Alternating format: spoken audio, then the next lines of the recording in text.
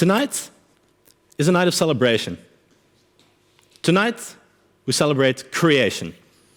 Tonight, we celebrate innovation. Because seriously, innovation is such a fascinating topic. Innovation is about creating something new. But it's not just novelty. Because creating something new is actually very easy. Give a baby a guitar, and the sounds you'll hear will be new. And they will be absolutely horrible. So no, innovation is about more than that. Innovation is about creating something relevant. It's about finding solutions to problems. It's about finding solutions to new problems and old. It's about thinking of solutions that nobody has ever thought of before, which is the thing that makes innovation incredibly difficult, because you're competing against the rest, because you need to be more creative than all the rest. But what is innovation really? How can we define it? Well, if you ask me, innovation is... Actually, let me show you that.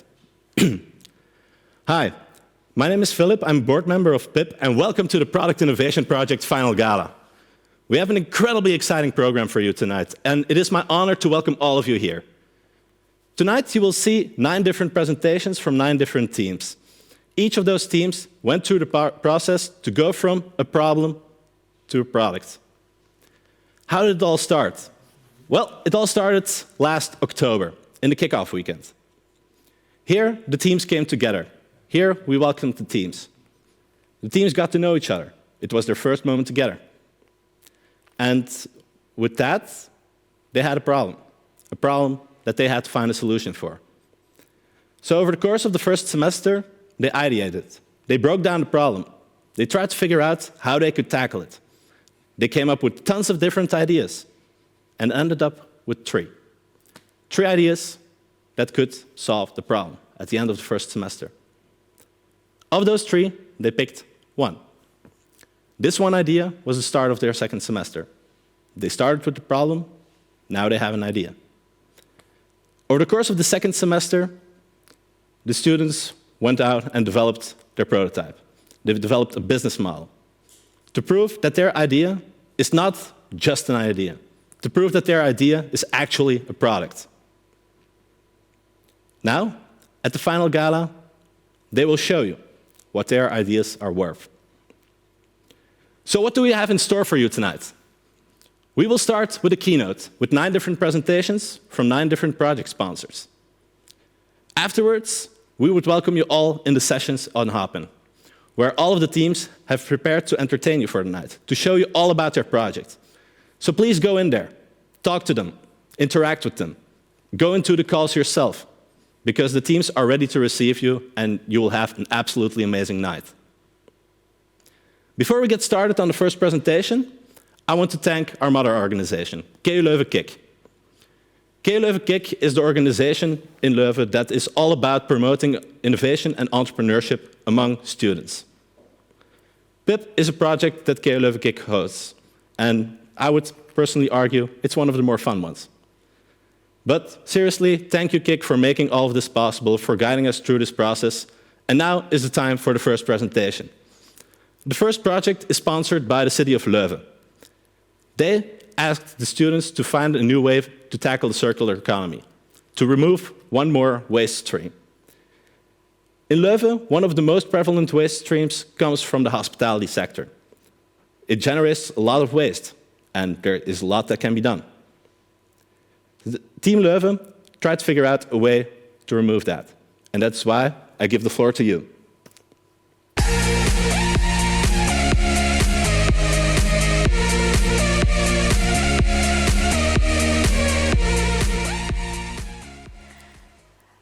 Okay, picture it. It's a sunny day, the weather is great, you're sitting in the park with friends. It's just one of those lazy days when suddenly you get hungry. But of course, you don't feel like cooking, so what do? You order a takeaway meal. It's quick, it arrives, you eat it, it's delicious. And afterwards, you just throw the plastic box away. It's just one other box, right? But Have you ever wondered how much waste your takeaway meals generate? We did, so we started collecting them over the past weeks. This is what we collected. And apparently, it's not just us, but rather a problem that all of Leuven faces, seeing from the constantly clogged bins and overwhelming piles of trash all over the city. Good evening, everyone. We are Steen and Gotham from Team Stad Leuven. And to help further reduce choking our planet with this toxic plastic waste, we came up with an innovative solution based around a simple box, the Beloofdoos. But the Beloofdoos is so much more than just a box. In fact, it's a whole process, and I'll explain you how it works. First, we produce the boxes, and we distribute them over the participating restaurants. Consumers can create an account on our app, and when they have this account, they can go to a restaurant and scan their code to take out a box. With their box, they can go home and finish their meal. When their meal is finished, they can drop off the box at one of our drop-off containers. They will be located all over the city. At these drop-off containers, the boxes are collected by bike and brought to the washing facility. Here, they are washed and they undergo a quality check. After the washing, the boxes will be distributed over the restaurants and the process starts all over again. We also made a short clip to show you how it works.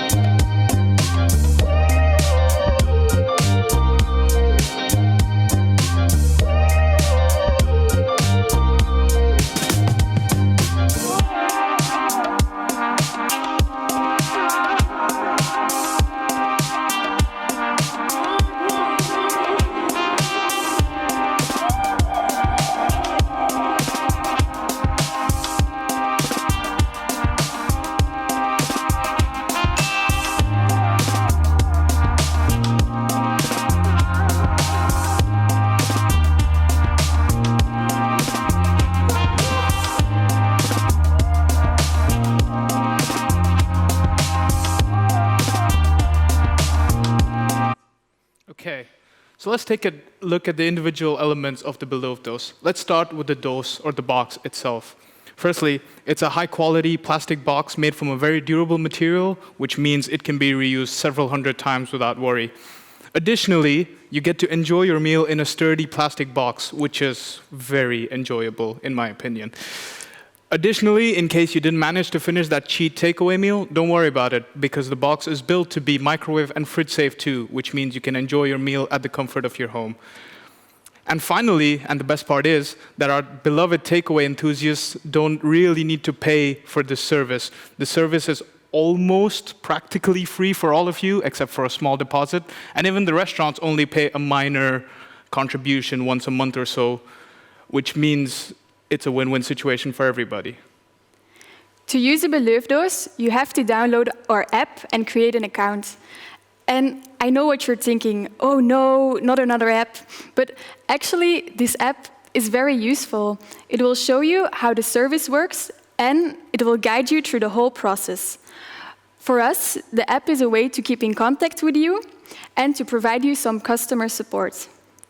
We also work with a deposit system to encourage our customers to bring back the boxes.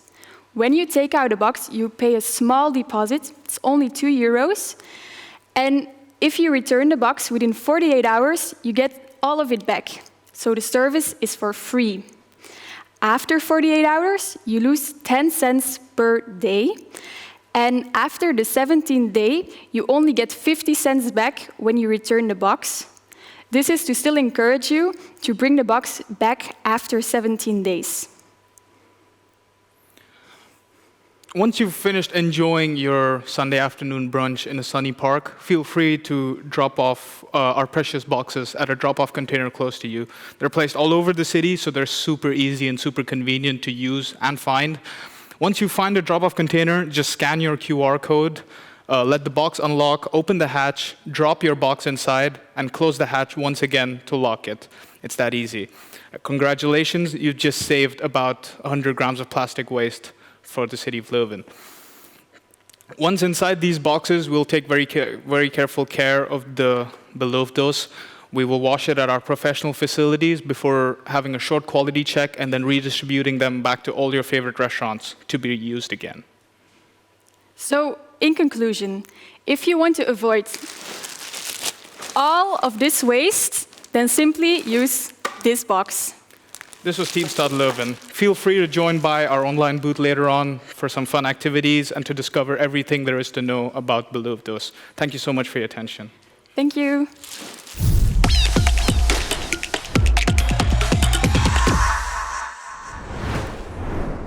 Thank you so much, Team Beloofdoos, for your amazing presentation. It was absolutely amazing to see your interpretation on how you could tackle the circular economy. Trust me, the noodles I ate yesterday would have tasted so much better if I know I wasn't throwing away so much plastic. The next team is tackling the topic of education. Studying at home is not something that's self-evident. In many homes, many situations, studying at home is actually something that's very difficult. And the case that in this corona pandemic, people are forced to study at home, drives inequality, drives division. The next team and their project sponsors try to tackle this issue. That's why I'd welcome to the floor Team Proximus.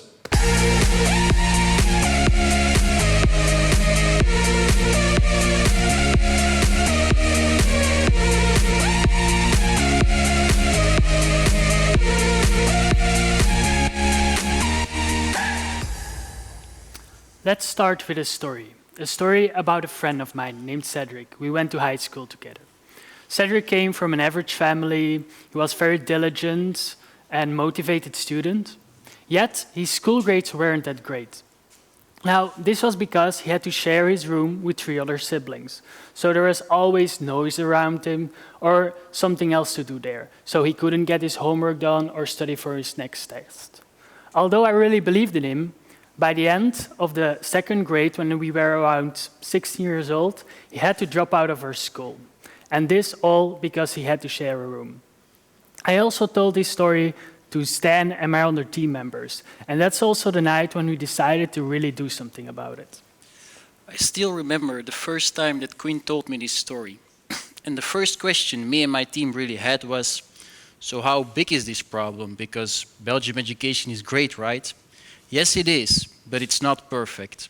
And as we can see here, we already achieved so many quality education criteria of the United Nations. Yet there still is one problem to be fixed. Because in Belgium, 20% of your school results are determined by your socio-economic status. So that means that if you want to fully benefit of our education, you need to have enough money. This problem was already here when Cedric was 16 years old.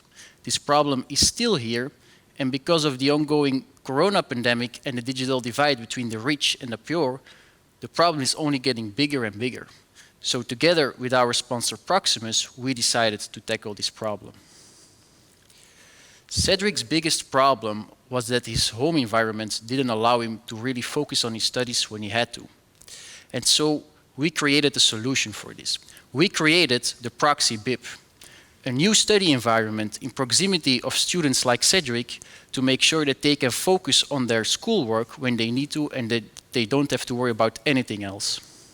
So what did we do first? We looked at other study environments. Study environments like Study 360, or we can even look at the spaces KU Leuven offers us when we have exams or even during the year. Yet we found some problems for them. First of all, they're not accessible to high school students, so Cedric couldn't visit them. Secondly, we want to inspire students to achieve the big next step. And thirdly, there are like events like Study Cup Red Bull, but they're fun, but just too distracting to get anything work done. But most importantly, all of these spaces don't have priority access. Priority access for people who need it the most. People who have difficult study at home or don't have the tools to do so. And so in Proxy PiP, we will be focusing on people with a difficult home situation and make sure that they are fully equipped to really focus on their schoolwork.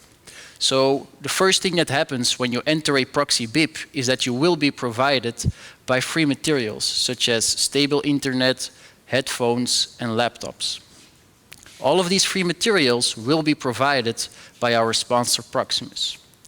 And now the most unique thing about the Proxy PiP is that Proximus will be opening its office buildings and let us redesign their empty office spaces as new study environments. Now, how are we going to do this? Well, take a look at this click piece. And I'm pretty sure that some of you recognize it as they have been using it to make dynamic structures with it when they were a child.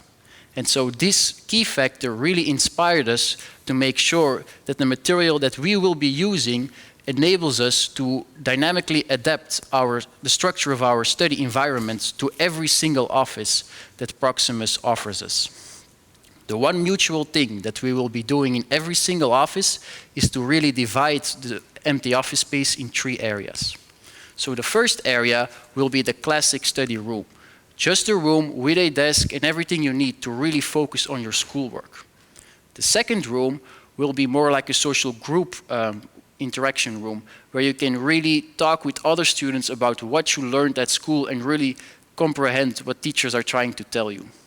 And the third room will probably be the most fun part about the Proxy PiP, because it is a room where you really can blow off some steam and have some fun while being at the Proxy PiP. Imagine playing a match of ping pong with your new friends or just having a good cup of coffee. Another thing that I'm very excited about to announce today is that the Proxy PiP will be the first study environment in Belgium to offer free tutoring. So that means that every day that we are opened, there will be tutors available to answer all the questions that the students have and make sure that they are prepared for whatever school is asking of them. Now, where will these Proxy PiPs be located? So together with Proximus, we are hoping that we can open the first Proxy PiP in Kortrijk. And as you can see, it really is in proximity of all these different schools, and so we will be able to help our target group in Kortrijk. So how will these students get there or find the nearest location near them? Well, for this we built an application. An application which will seamlessly integrate with the My Proximus app and educational tools such as Smart School or even Toledo down the line. One of our main priorities was making the app easy to use. So with just a few clicks, you can reserve and cancel spots at your nearest location. Now, of course, priority access is built in. So we work together closely with instances such as CLB because they have a close relationship with students who have difficulty studying or don't have the tools to study at home. And so with them, we will provide these spots. I really believe this would have helped Cedric because he could reserve a spot when he needed it the most. If you still are curious how we did all this, how we converted the Plano's office space into the perfect study environment, or even how we designed and built our very own app, or maybe you want to meet the team who's behind all of this, well, make sure to visit us later this evening at our booth, and we're happy to answer any of your questions. Thank you.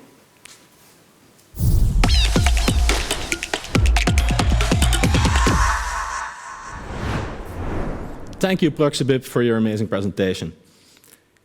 You might not realize it, but the work that they have done plays key in lowering the boundaries of education. So education is accessible to more people, meaning that the idea that they have can play a major role in battling inequality. So they're doing absolutely amazing work.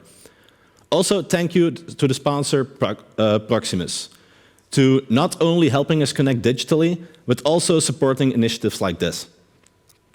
Before we get started with the next presentation, I want to highlight a very specific group of people within PiP that make all of this possible. Those are the coaches. Each team has a specific coach, someone that has done PiP in the year prior. They share their experiences, they guide the team, they help motivate the team. Without those coaches, the teams would probably not be right here right now. So thank you, coaches, for all of your dedication, all of your hard work. You are the reason that this all is possible. Next project is also tackling the issue of education, but about something more specific, about focus.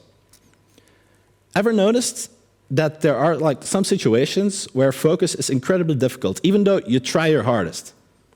It might be that you haven't slept enough, it might be that you're just plain old hungover.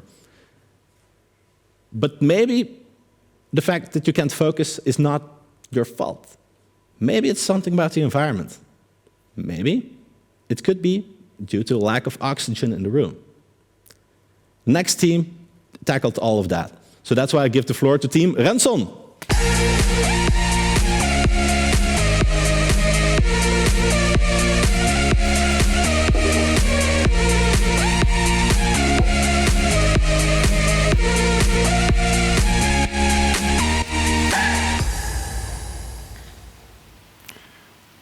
Hello everyone, and welcome to our presentation.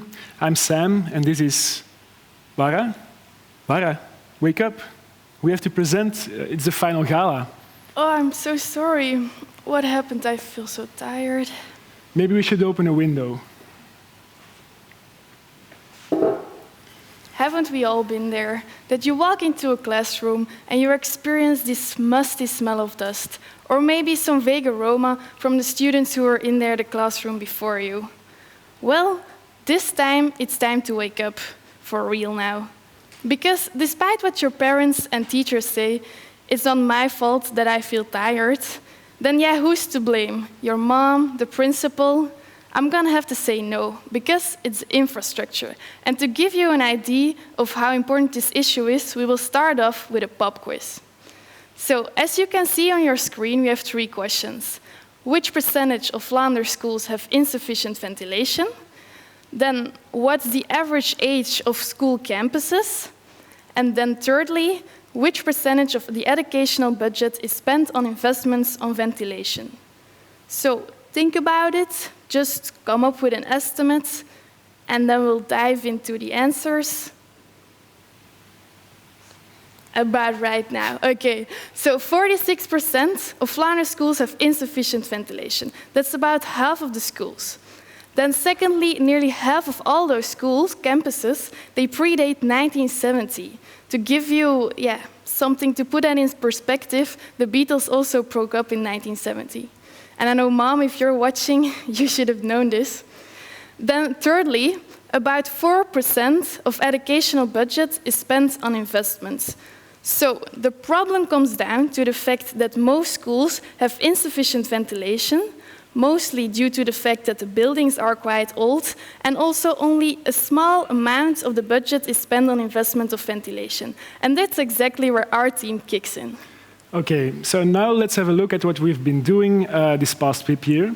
So our company sponsor, Renson, challenged us to improve the indoor air quality in educational facilities.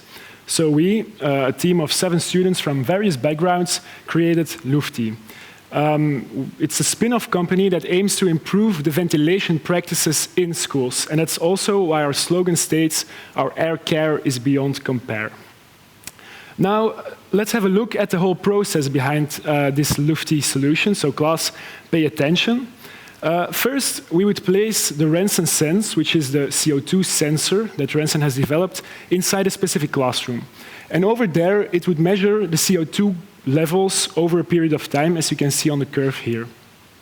Well, now, if you think about it, A school works in a very predictable way. There's always a fixed amount of students entering the classroom for a fixed amount of time, the duration of a lesson, and this according to a fixed weekly schedule. So based on this repetition, we also see repetition in the way that the curves behave, as you can see now. Now, based on that specific CO2 profile, the algorithm that we at Lufti designed proposes the ideal ventilation plan for that specific classroom, which means when to open a window and for how long, in such a way that the CO2 levels drop below a certain threshold. Now, it's also important to note that in terms of this whole ventilation situation, no two classrooms are really alike, because factors such as the volume of the room, the way that their windows open, or even the orientation of the room towards the sun, it all affects the ventilation dynamics inside, and thus makes it necessary to map out the different rooms on the school ground. Now, to wrap it up a bit, the main output of our solution would be a classroom-specific and tailor-made ventilation calendar, or ventilation plan, ventilation calendar if you want. And with this ventilation calendar in place, we can just move the sense to the next room and start the whole measuring process over again. Now, how would we implement such a ventilation calendar? Well, one way might be to just print out our ventilation calendar and attach it on the blackboard. And here on the close-up, you can see that we have a day-specific ventilation schedule, which the teacher or the students can follow. But maybe a more engaging and fun way might be for the teachers to assign the students who sit at the window side with the honors of being the classroom ventilators. So, for example, a sticker on their bench might indicate when they should open the window and for how long. And an example of such a sticker is seen here. Exactly. And then the next question is, where can you find these stickers and ventilation calendar? So we set up a website, and you can also access that later. So come to our virtual booth, and then we'll send you the link. And in those websites, you can find information on our solution, on our pricing, some frequently asked questions, and also a login button. So once you decided to go with Lufti, you get access to your personal platform, and there you can immediately see whether ventilation is necessary, whether you need to ventilate your classroom, ventilation is required, or you can answer the ventilation calendar. You can print it if you want, but we also have some other functionalities, such as seeing other classrooms, what's the CO2 threshold there, and also weather forecast. So why we included the weather forecast is because the outdoor conditions, such as temperature, for example, they influence your personal ventilation calendar. And so we included that because once the sensors pass around, they also pass around again in the same classroom, and then your ventilation calendar is updated based on those outdoor conditions. Then we have arrived at the packages. So once Lufti will be launched, we have 3 packages: the paper plane, the hot air balloon, and the Zeppelin package. And depending on the package that you choose, you get a certain amount of sensors. So more sensors mean better upgraded ventilation plans, etc. But most importantly, as you can see, you don't need thousands of dollars on infrastructure to have good ventilation in your classroom. You only need one of our packages, and then you can enjoy some clean air.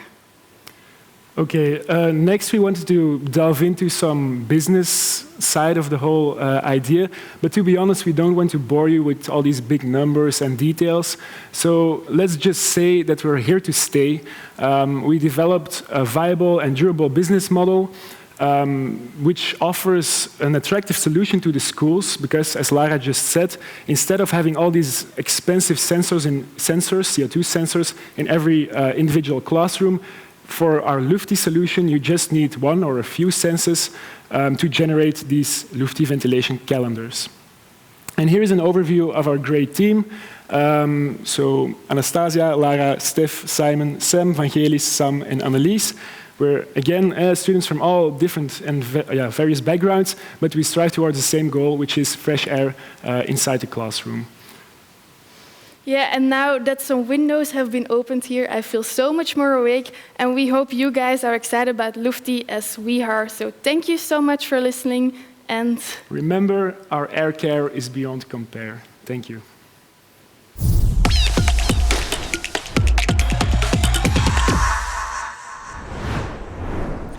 Thank you, Team Lufty, for your presentation.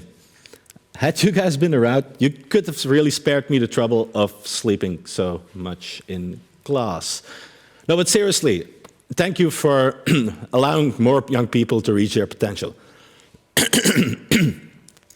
Also, thank you to the project sponsor, Renson, for sponsoring this project and for working on this problem, indoor air quality, which might not be known to too many people just yet. I want to highlight another group of people, and you might notice I will be doing that again tonight. Those people are the professors that make PiP possible. There are a couple of professors that support PiP and that allow PiP to be taken on in the curriculum of students. Those professors are the ones that grade the project. Those professors allow the students that are partaking here tonight to receive ECTS credits for this project. Professors, you guys are the reason that PiP has the academic weight that it has. You guys legitimize it, you guys can make it real and make the impact on the students that much greater. Thank you for everything. The last two projects have shown you that it's not easy for everyone to make it. And making it is especially difficult for people that have disabilities. Take, for example, Down syndrome. It's what people conventionally see as a successful career is very difficult to get for them. That's the topic that they're handling, to allow more employment for people with disabilities. That's why I give the floor to Team Monica Heide Spectrum.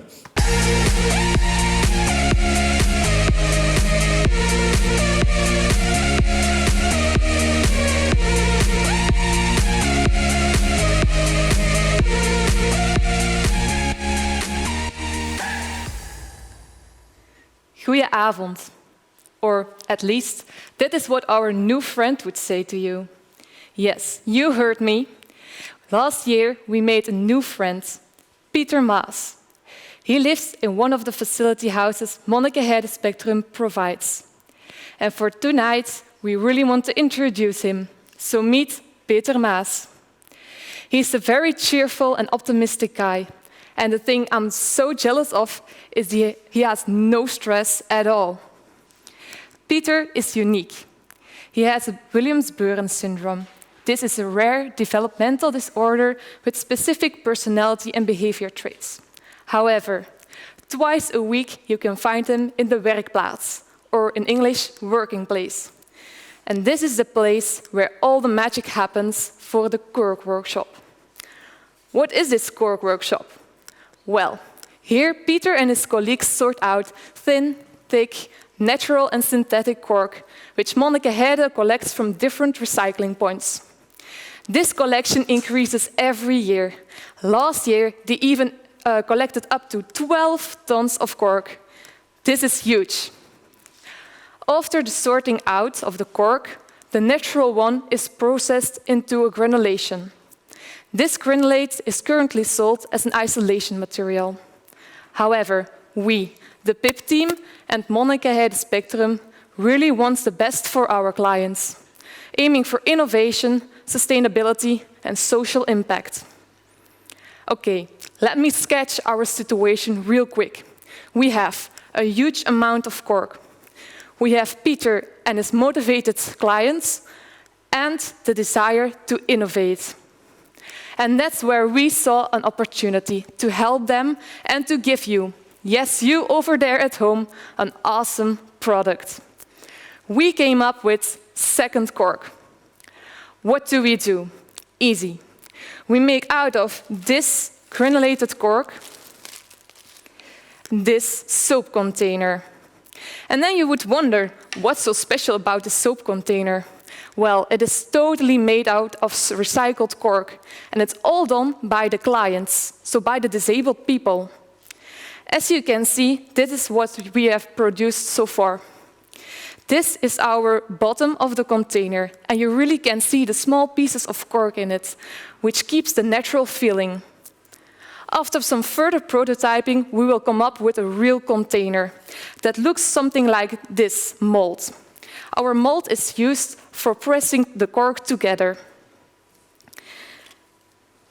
so you really can imagine how it would look like. After this, we will also introduce a new workshop. We will call it the soap workshop. Here, the clients of Monnikenheide can make their own bars of soap. So now we have the core container and the soap, which would be a total product made by the clients. Now, Peter and his friends has different workshops, and they can implement their creativity and their own personality in it. But how are Peter and his colleagues going to be able to personalize the containers, adding their own touch, fruit of their creativity and personality? That's because the Coke containers and the soap can be easily adapted to the client's imagination, just by changing the mold used. As an example, I want to share with all of you the product which Peter helped us design. Every year, Peter and his family go together on vacations to Ostende. There, he got the inspiration to design a star-shaped Coke container matching up with a blue bar of soap, which has the refreshing fragrance of the sea. So now we have a product which has its own story to be shared with everyone. So now that we have this astonishing product, we have to make sure that every one of you can reach it. To do so, we have 3 different options. First of all, companies can buy the product as a gift for their employees and give it during festivities, events, or holidays. Secondly, a web shop can be used to target a broader audience. And for our local customers, you can come to one of our farmers' market and buy it there yourself. But most importantly, let's not forget the essence of Second Coke. And that is that we know that you care about the environment. The purpose of Second Coke is to aim for circular economy. And that means that every time you run out of soap, don't just discard the container. Remember, you can always come back to one of the recycling points and recycle it or refill it with Monnikenheide. But as you all may know, a great idea is not done overnight. So who's behind Second Coke? Let me present to all of you our team. We are a team of 7 enthusiastic students with different educational backgrounds and different nationalities, matched up together to work on this project for Monnikenheide. With our teamwork, 3 main objectives have been achieved. Now, Peter and his colleagues use Second Coke, their own product, instead of Nivea, Lush, Garnier, you name it. Monnikenheide has a new way of using the recycled Coke, with an eye to the environment and the circular economy. And the customers can buy a product that's awesome, that has its own story, and that has a social and ecological impact. Also, a kind reminder to join us later in the evening in our virtual booth. The virtual booth, there's going to be 3 different sessions, hosted by 2 of us each time. Each session is going to consist of 2 different parts. The first part is going to be an activity where you can learn more about Monnikenheide and our project. The second part is just going to be a Q&A session, where you can ask all the doubts and curiosities you still have. So, to wrap up everything together, we want to remark that by supporting Second Coke, you're also supporting Peter's ideas and making them proud of the work they do. And you can also make yourself proud by buying an awesome product which has a social and ecological impact. Be the impact. Thanks.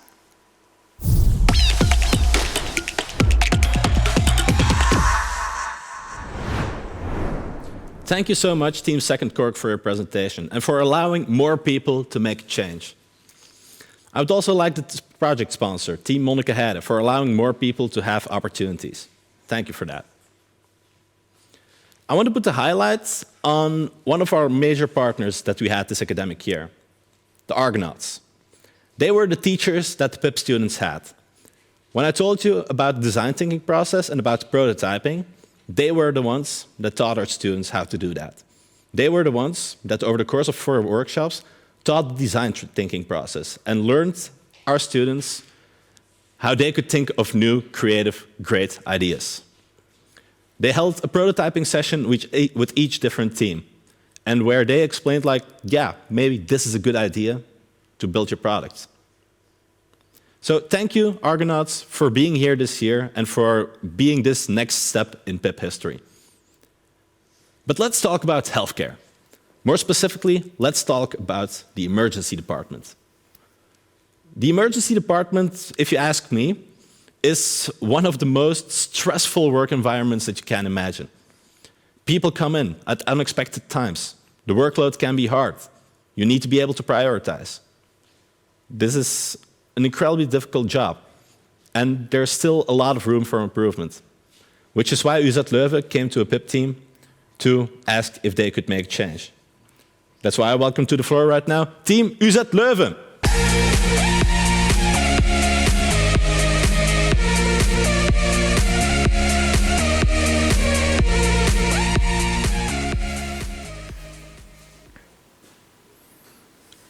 Save time, save lives.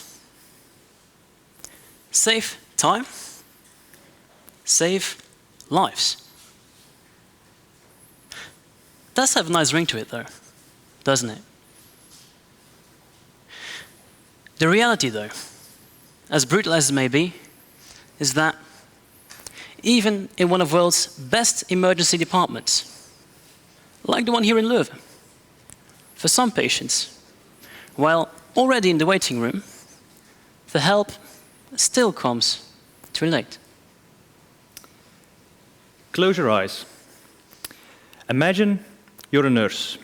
You're standing in the emergency department, surrounded by beeping monitors and the smell of disinfectant. Today, you're in charge of the new patients. And the patient comes in, Michael, an old man, and he's not feeling well. Okay, so you do the checks and it doesn't look good. Okay, so you fill in his file, you give him a severity score and send him to the waiting room. A day goes on, and at some point 2 patients come in. Your colleagues take care of one and you take care of the other. And as you start, a patient comes up to you and he really isn't feeling well and he's been waiting for hours, and as you try to calm him down, you get a phone call. It's one of the doctors, yes, he can't find the file, and as you try to manage this, while also the patient, suddenly you hear a call from the waiting room. Help! You rush over, and there you see Michael, the old man, collapsed in his chair. And just as you think this day couldn't get any worse. Gridlock. An emergency department gridlock is a situation where some areas are so overcrowded, hospital staff can't breathe. This results in, for all the patients already waiting, every minute lost culminates and spreads to all of them. In such a situation, as a doctor, as a nurse, you're literally fighting against time itself. Now, time can be lost in many ways. Through surveys with the staff and also patients, we've found that there are 3 main causes for this loss of life-essential time. When an emergency department is overcrowded, many patients come in at the same time, lots of stuff is happening. Administrative work is the absolute least of your worries.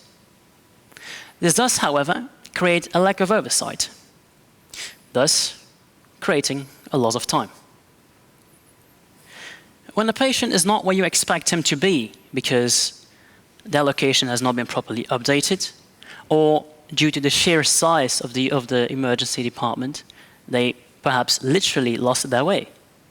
People need to go out and search them, bring them back to the adequate place, again, losing more of that valuable time.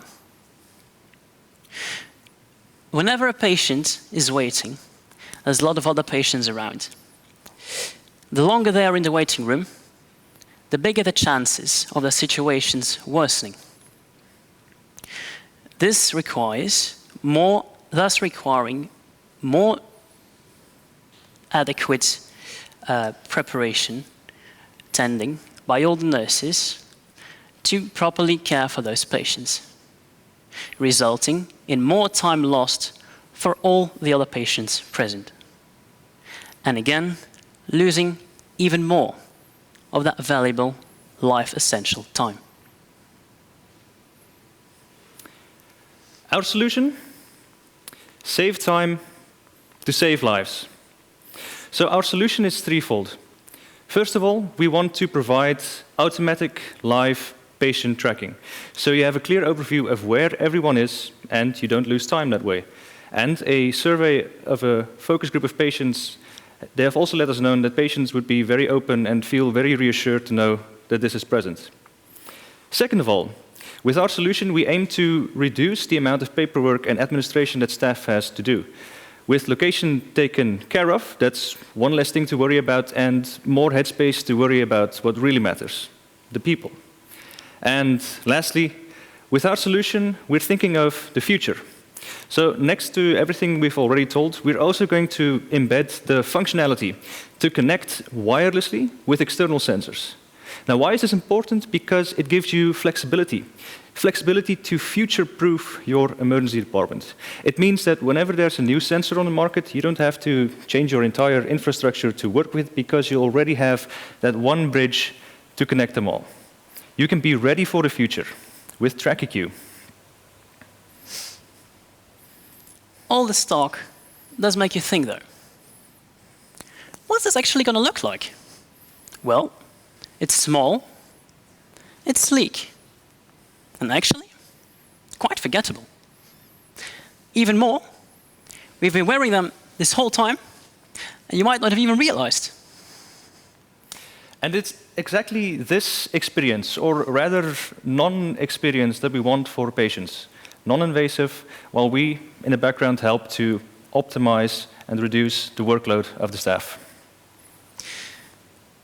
Quality, therefore, to us, is of the utmost importance and a thing very dear to our hearts. Therefore, we aim to work as closely as possible with the emergency staff and doctors to care to their needs always. So, how will this look? Well, we deliver the modules straight to their front door. They are charged, they are functional, ready to be used. And once they're done, well, we just pick them up again. We clean them, check them, test them, charge them, box them, load them, and resend them. Deliver them straight to the door, and the cycle can start again. And with this, we also hope to introduce a new paradigm of working where single-use electronics are a thing of the past. Because the future is here, and the future is sustainable. The future is TrackIQ. All of this has been created by a bunch of crazies, to be honest, spending the past 8 months in Zoom calls, Google Teams, and Zoom calls. To name all of us, there's Safwan, Sruja, Hilke, Korbe, Victor, Charlotte, Robert, and myself. And we had the absolute pleasure and honor of being coached by our very own Karen. Combining knowledge from business to medicine, to industrial engineering, to psychology, to pharmaceutics, all the way to nanotechnology. All of that culminated in what you've seen here tonight. And I must say, we are quite proud. Yes, we are.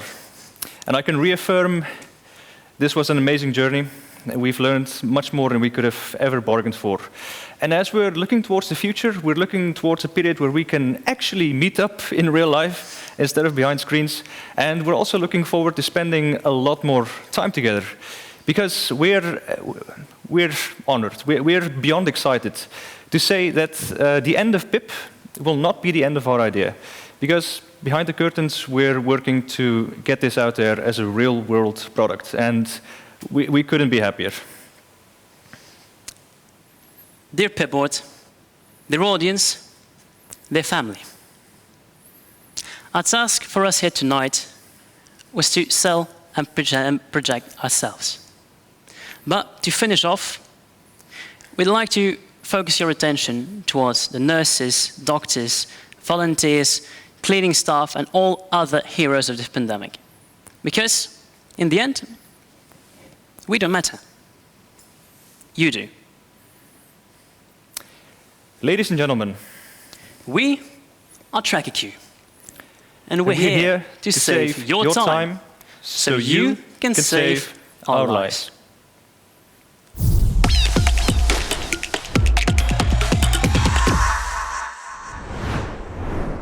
Thank you, Team TrackIQ. That presentation was nothing short of amazing. I honestly believe that you guys will be able to save time and save lives by bringing technology into the hospital in a very intelligent way. Also, thank you to the project sponsor, UZ Leuven, for sponsoring this project and for being always there to take care of our health. Before we get started with the next presentation, I again want to highlight one of our partners, this time Toastmasters. You're seeing 9 presentations here tonight. Those teams have all been guided, all been coached to be able to give you the best presentations that they could give. You might have noticed all of them were pretty good. So thank you, Toastmasters, for bringing all of our students up to this level. Our next student team is an initiative that's a first for us. It's called PiP Engage. It's an international project, and it's a project that deals with a pretty complicated subject matter of human trafficking. That's why I'm going to give the word right now to Team Destiny.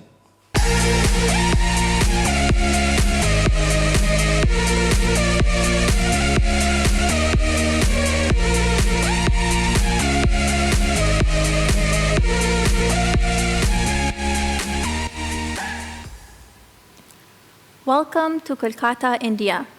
Behind this very peaceful and serene picture lies a very dark and sad truth. We just finished speaking to Isha, and she told us her story. At 13 years old, she got a cell phone, and she did what any kid would do. She downloaded all the social media apps and started talking and engaging with her friends.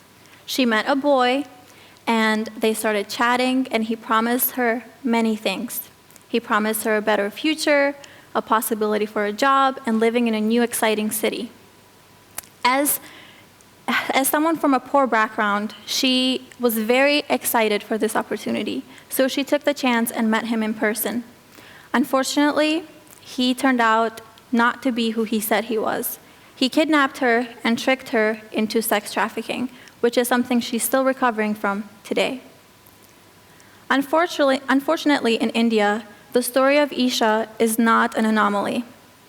As you can see here on this map, India is a very big hotspot for human trafficking, including the city of Kolkata.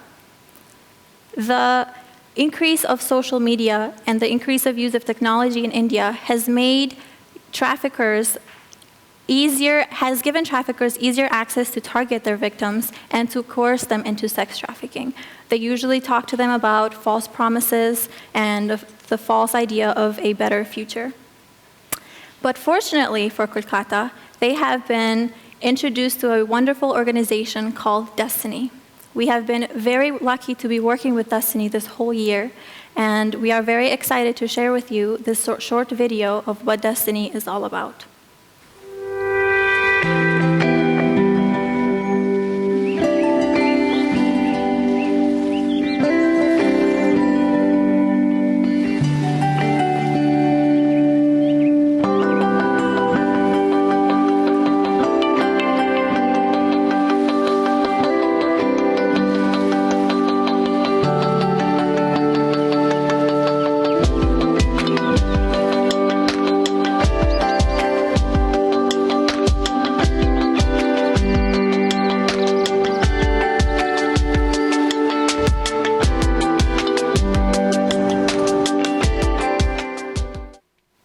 When Destiny found out about the increased use of social media for traffickers to target their victims, they reached out to us and they presented us with this challenge to help vulnerable children avoid exploitation through social media. We've been working very hard this whole year to come up with a solution to their problem, and we are very excited to introduce that to you. So the solution we came up with is an educational game called Animology. With Animology, we can talk about social dangers, especially online, and also talk about the positive aspects of the internet. How do we do this? We use examples of social interactions in the animal kingdom, and we draw parallels to similar social situations that these kids can face in real life or online. The game is designed in a way that it can be played on one computer and can entertain an entire class with a facilitator who guides them through a game. That's why we also made this game guide, where the facilitator gets extra information, additional exercises, and much more. So now I want you to listen to something.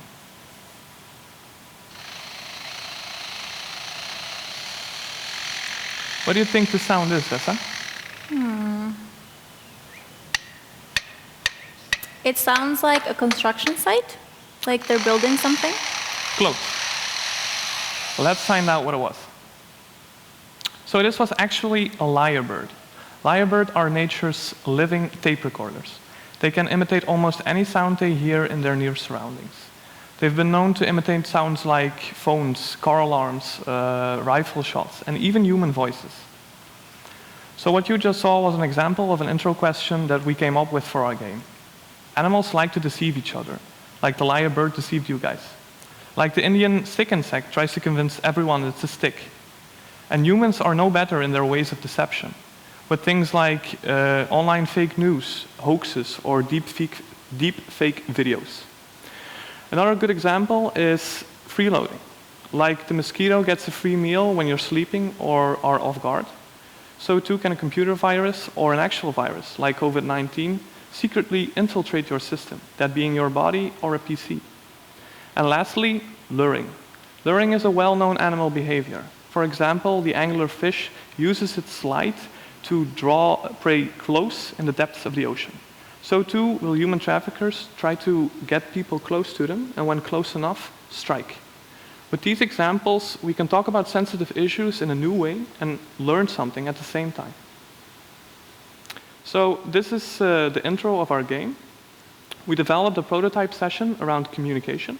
In this session, the children will learn about the use and misuse of communication by looking at how animals communicate and then linking it to how humans communicate, especially online. We used in this session a mascot of a meerkat because the meerkat plays an important role in this communication session. Here you see an overview of all our sessions. So we found a lot of examples or links between animal behavior and human behavior. And we want to create different sessions, each dedicated to a certain topic. We will work these further out. So this game wouldn't be possible without this amazing team. We're a very multicultural group with 7 different nationalities, each one of them bringing their own expertise and their own background to this project. Then the future. And yes, I say future because this special PiP Engage project requires more time to truly develop. To get this project to the next level, we will partner up with some organizations. First of all, Close the Gap. With Close the Gap, we will try to bridge the digital divide, and there is an enormous gap.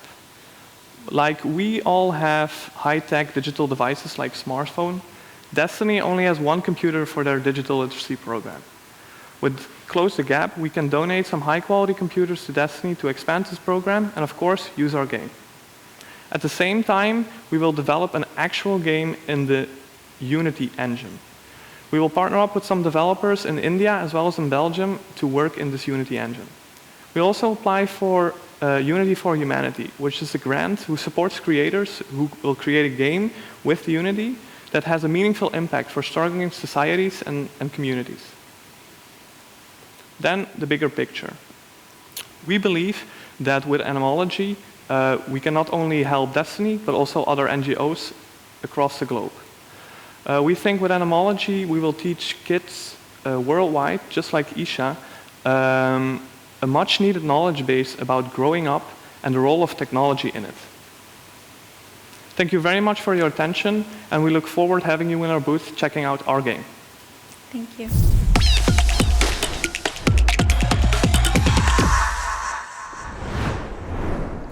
thank you, Team Animology, so much for your presentation. You might be doing it in a different way than Team UZ Leuven, but there's no doubt about it. You guys are saving lives. Your work is so incredibly important. I also want to thank Destiny for collaborating with us for this. Destiny, you're doing amazing work, and thank you so much for reaching out to us here in this distant Leuven for you. I hope that the team was able to satisfy your needs. Let's return to the topic of education. Because you see, education is so very important. It forms who we are. It determines our future. I mean, for how many of us has classic literature been completely ruined by boring reading assignments at school? Education doesn't always manage to fix interest, and education has sometimes trouble following up on the latest research fields, mostly in STEM. One of the recent rising topics in STEM is IoT, and currently the classroom isn't really keeping up with that. That's why I give the floor right now to Team RWO Society.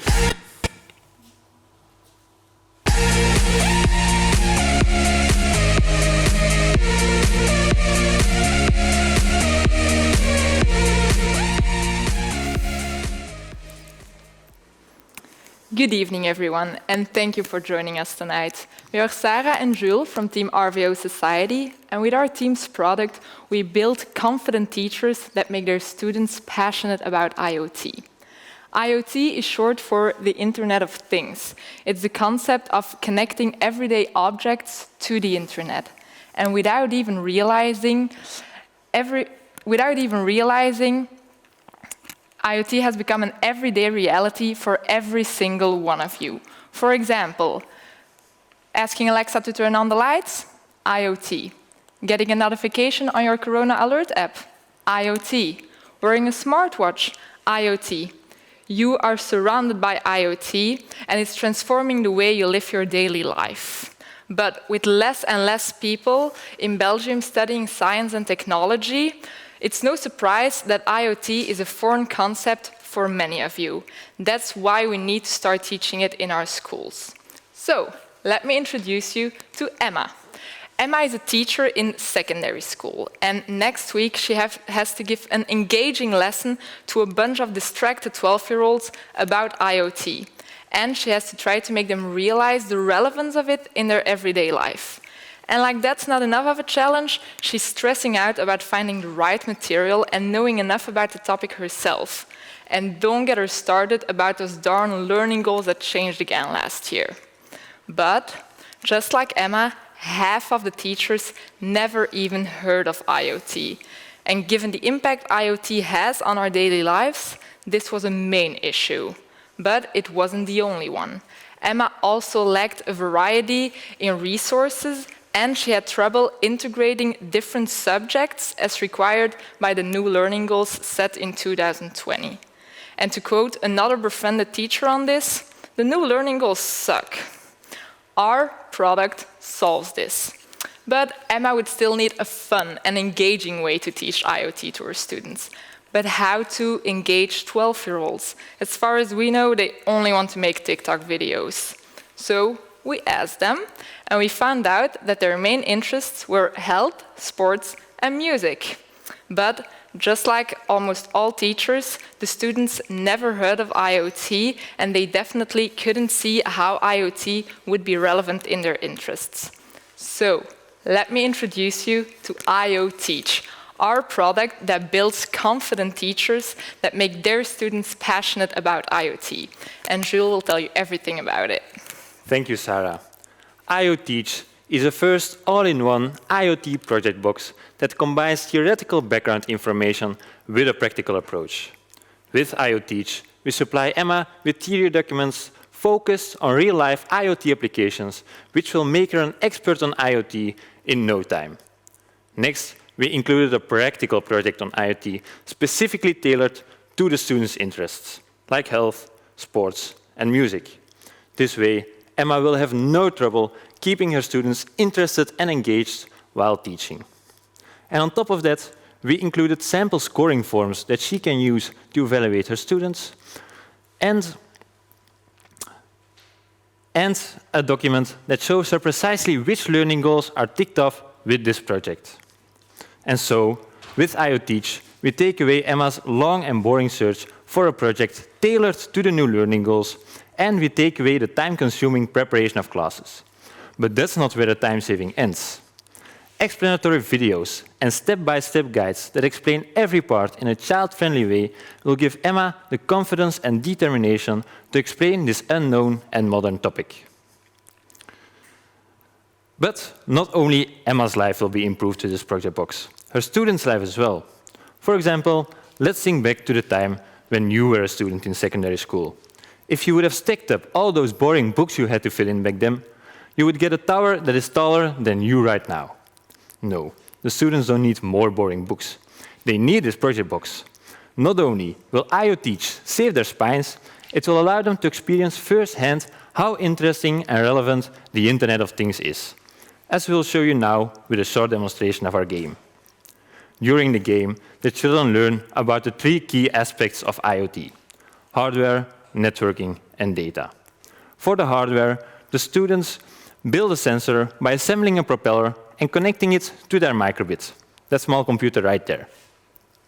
With this setup, the children can measure their lung capacity by blowing as hard as they can on the propeller. The second aspect of IoT, the networking, is illustrated during the game as a microbit connected to a propeller sends all its data wirelessly to another microbit that is connected to the teacher's computer.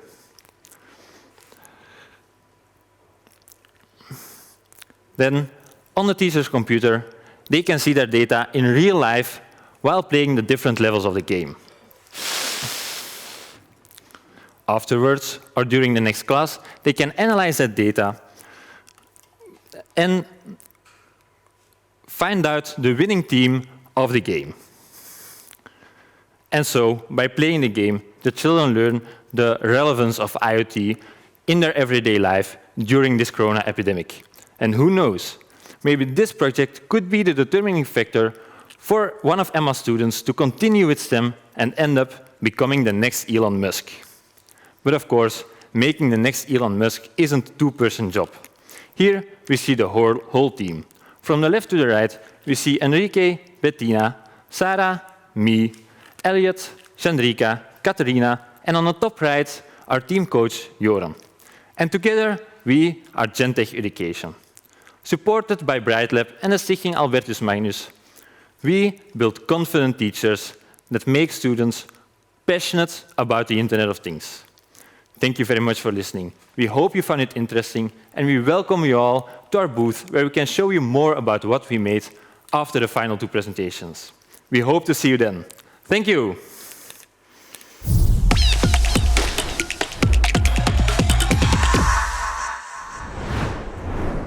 Thank you so much, Team IoTeach, for this presentation. And thank you for bringing such a complicated subject as IoT into the classroom. I would also like to thank RVO Society for being our proud project sponsor for so many years already. I want to highlight one more special group of students. Those are the PiP family. As the PiP students of right now know, your PiP journey doesn't end after this year. Some of you continue with your projects, but others are still welcome to participate. You can help, you can support, you can still network with the students, you can help the students throughout the year. For example, at the Shark Tank is an event in where the alumni tear apart the business plans of the students to make them better. You know what I've missed during this pandemic? Shopping. You can still go to the store right now, but it kind of has become a hassle. However, for me, it's a kind of recent change, but there is a group of people for whom shopping has never been fun, for whom shopping has always been annoying, for whom shopping can be actually embarrassing. Those are people that are suffering from some disabilities. To make shopping more accessible with them, Vlaams-Brabant contacted PiP and gave the project to Team Vlaams-Brabant. The floor is yours.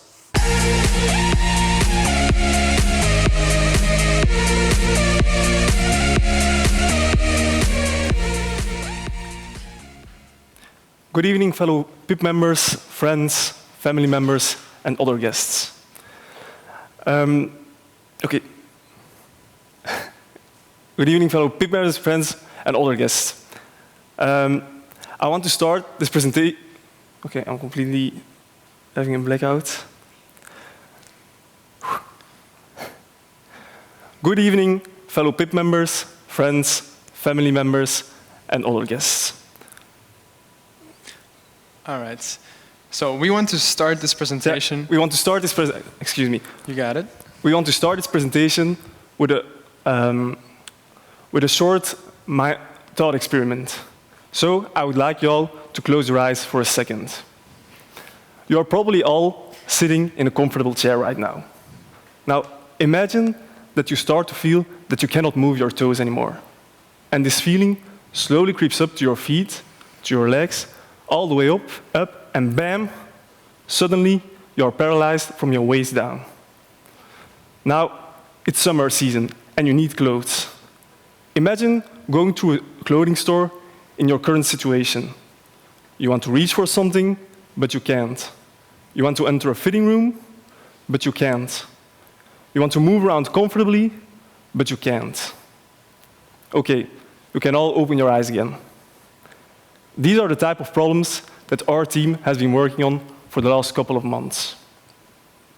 We've learned that walking around in the streets gives you a completely wrong perspective on how many people actually have some form of a disability. According to research, this appears to be 15% of the world population. Now, these are 1.1 billion people who many retailers are not considering as potential clients, since they are just not focusing on the accessibility of their shop. We've also learned that it's nearly impossible to find a single solution that helps all people with a disability. The different problems they have are just too different from one another. And that is why we have decided to focus on people with a physical disability and the problems they have while shopping for clothes. We thought it was very important to involve the people with a disability themselves. That is why we've listened closely to what their problems are, and we noticed that there were three main problems. One, the fitting rooms are often too small and not adapted. Two, people with a physical disability are often limited by the amount of bags that they can carry. Three, there is often not enough space in the store to move around comfortably. Now, in order to solve these problems, and to make a more inclusive society, we've come up with a new hybrid shopping concept that blends the online world with the physical world. Now, in order to be an interesting solution for retailers as well, it should offer some added value to their store as well. Because we definitely don't want to make a store that is only for people with a disability. We want to have a store that's beneficial for everyone. So, I can understand that this is all a bit vague right now. Therefore, meet Holly, a customer in a shop that implemented our new concept. The first thing she will notice when she enters is the fact that there is way more space. This is because instead of displaying all the sizes, the shop has become a sort of showroom where only one size per clothing piece is exhibited. Once Holly finds a sweater she likes, she just goes to a nearby tablet to check the size, to select her size, and check the availability in the store, but also online. Then Kevin, a staff member, gets a notification that he should prepare the sweater that Holly has chosen in the stockroom, and he prepares it for her.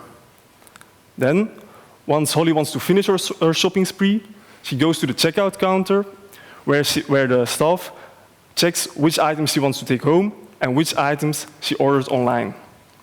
Now, I want to emphasize that this is just one possible customer journey. There are many other possibilities with this hybrid shopping concept. Okay, so as with many disruptive ideas, we had to make quite a few assumptions regarding the viability of our concept.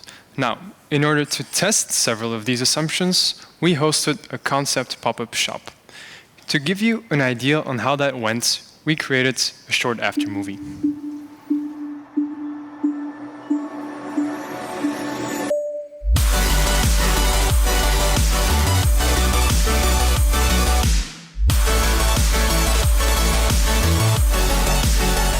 With like a setup like this, there's not as much like clutter. It's easier to like move around if someone's like in a wheelchair.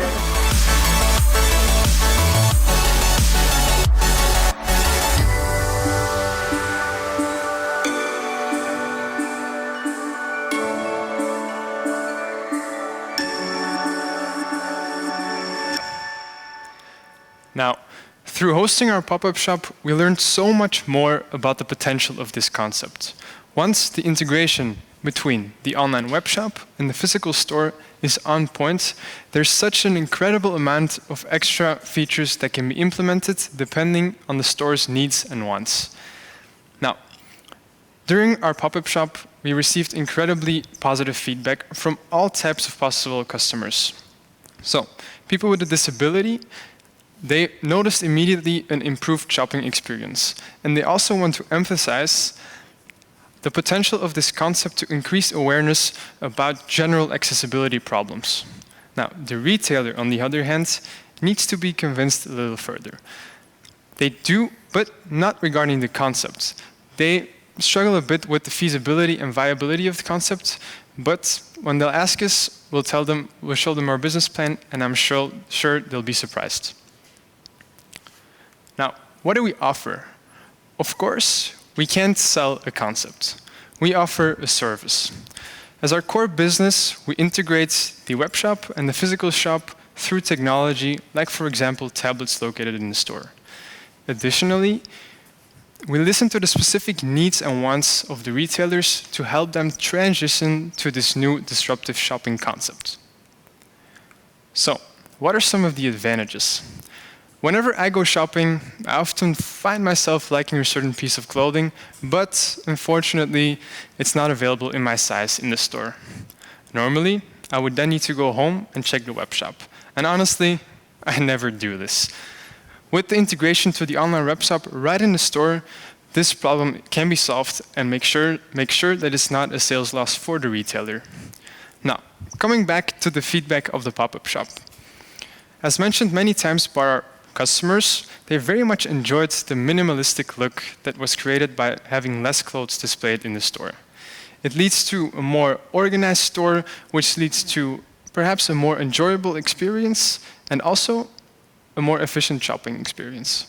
So, now, lastly, for the people with a disability, they no longer need to try clothes on in the store if they simply don't want to or they simply can't. So, they can have an enjoyable shopping experience just with the rest of us in a room, in a shop where there's just more space, and then simply order their clothes to their home right from the store and try them on there. Now, this pretty much concludes our presentation and explanation of the disruptive new shopping concept. Of course, we didn't go into detail about all the advantages and possible customer journeys. If you want to learn more, be sure to check out our virtual booth or website after the event. Also, for the people who joined our little thought experiment in the beginning of the presentation, your legs are now working again. Make sure you use them to tell everyone that something needs to change and that we need to work together towards a more inclusive society. Thank you.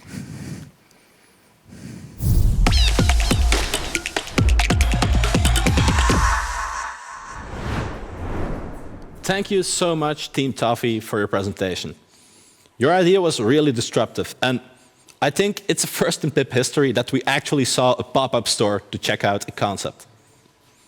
I would also like to thank the province of Vlaams-Brabant for sponsoring this project and for keeping to invest into the well-being of all people. We are nearing the end of this keynote. With the last presentation coming up, I want to talk about connection. Digital connection. It's the kind of connection that makes an event like this possible. It allows me to talk to all of you right now, even though we're separated. But you might have noticed that something like this, to connect, requires some technical know-how, requires people to know how to do this. Which means that for some people, this is not as accessible. That's what the next project is all about. So for the final and last project, I give the floor to Vera.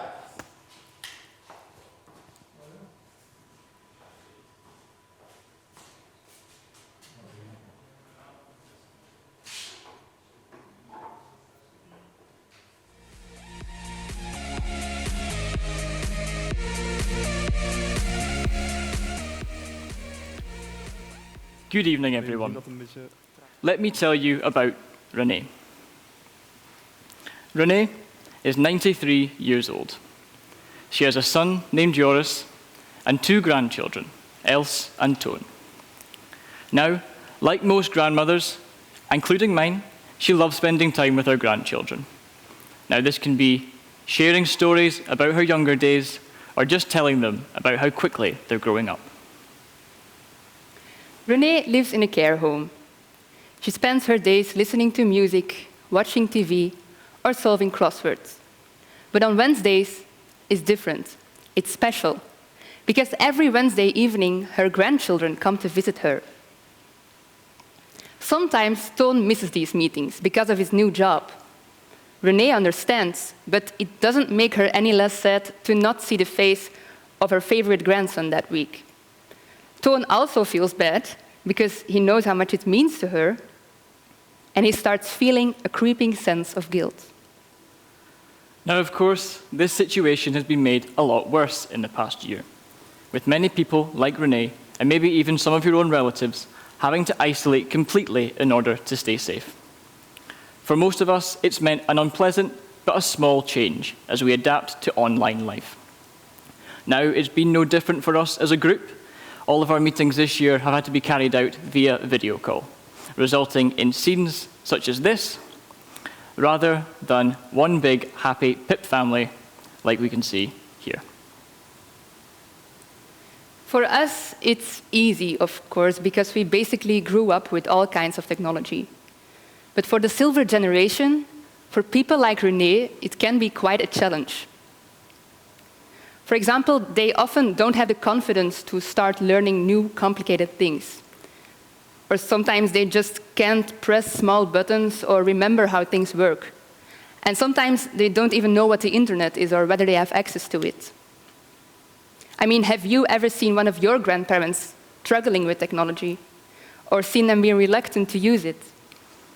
I think it's safe to say that especially over the last year, all of us have had some struggle with technology. Now, whether this be navigating a new user interface, trying to find a call link in a mountain of emails, or that moment just when you thought you'd impressed your boss, you realize that you're still on mute. These are all similar pains to what we've gone through, so it's no wonder that people like Renee don't want to learn how to use this new technology. So that really got us thinking. How can we make it easy for people like Renee to video call, to provide a solution that doesn't feel digital? We're delighted to present to you tonight Silverline, empowering elderly to independently engage in video calls. So let's have a look at how Silverline has changed Renee's life.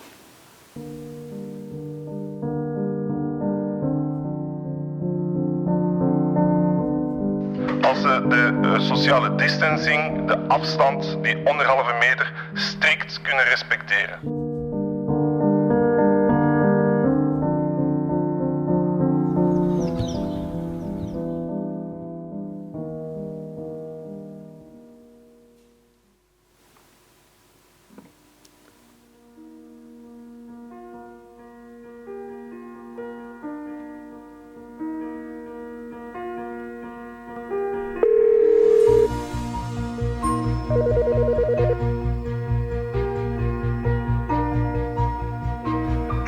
Dag Toon.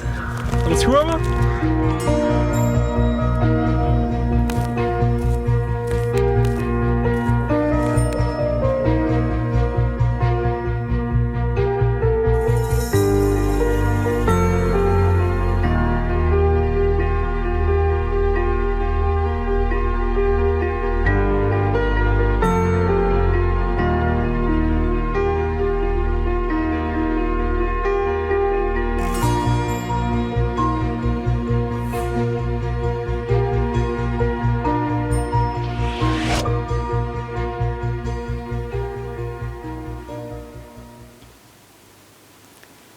As you have seen, it works so easily. You just take the wooden block with the picture of the person you want to call, you place it on the device in the designated position, and the call immediately connects to the app on the recipient's phone. It is that easy, and it literally doesn't require any further actions. And look at how happy Toon is to finally see his grandmother again. And we can see as well how happy it's made Renee. Now, is this the smile of someone who's calling her grandson, or the smile of somebody who's mastered new technology? Well, with Silverline, we like to think that it's both. For Toon, the experience was extremely simple. He gifted Silverline to his grandmother using our monthly subscription plan, and it was the best decision that he made during the pandemic. So these are the scenes that we'd like to bring to your loved ones too. If you're interested and intrigued by our product, then please join our virtual booth after this presentation, or head to our website at silverlinevideo.com. Then maybe one day you'll be able to bring Silverline to the Renee in your life. Thank you.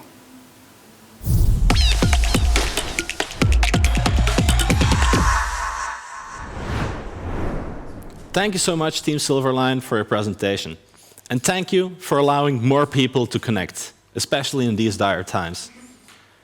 I would also like to thank Vera for sponsoring this project and for bringing technology into the province of Vlaams-Brabant.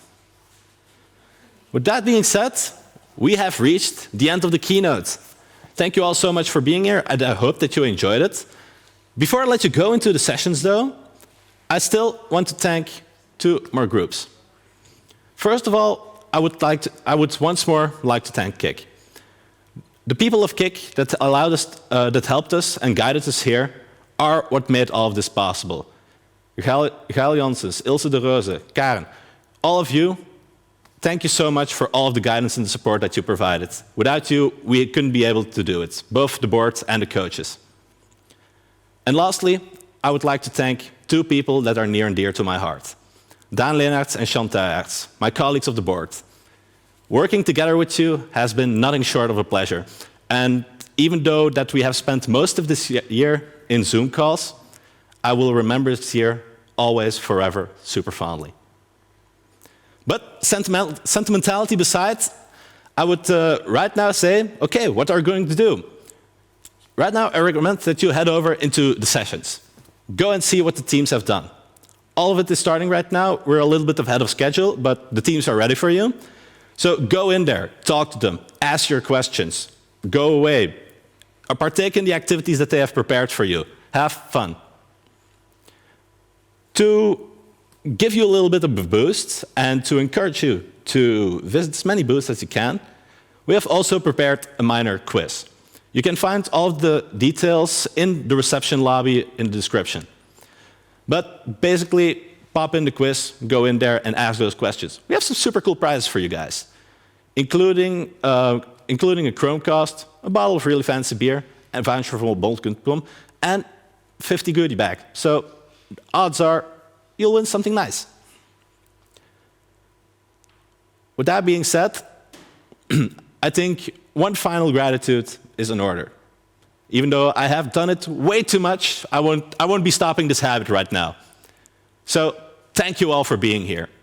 I hope that you enjoyed tonight. I hope that we were able to inspire you. I hope that you were as impressed by the teams as we were. And most of all, I hoped that you found out a little bit more about the definition of innovation.